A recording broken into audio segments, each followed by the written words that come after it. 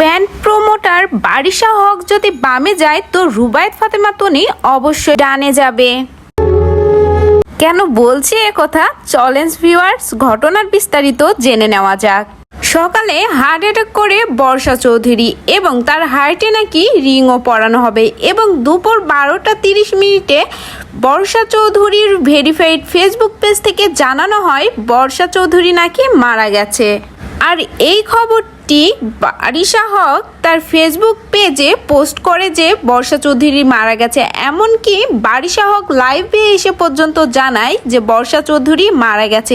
সেখানে অনেক public comment করে জানায় এটা আমরা বিশ্বাস করি না।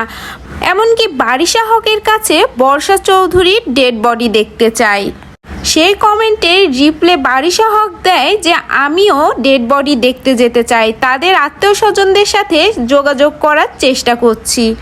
আর বারিশা হকের মুখে এ কথা শোনার পরে তো রীতিমতো সবাই বিশ্বাস করেই নেয় যে বর্ষা চৌধুরী মারা গেছে এবং অনেকেই অনেক রকম পোস্ট করতে থাকে। আর এই খবর এগুলা দেখে সানভিজ বাই তনির অনার তনি আপু লাইভে এসে জানায় যে বর্ষা চৌধুরীর কিছু হয়নি এবং বারিশা হকের উদ্দেশ্য করে বলে যে যারা এরকম ভিউজ কামানোর জন্য মিথ্যাচার করে তাদের নামে মামলা করা উচিত।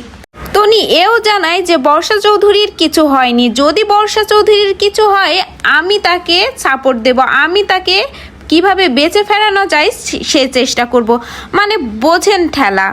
বারিশা হক বর্ষা চৌধুরীর মৃত্যুর খবর জানিয়েছে বলে সানভিজ বাই তনি জানাচ্ছে যে না, আমি তাকে যেভাবেই হোক ফিরিয়ে আনবো।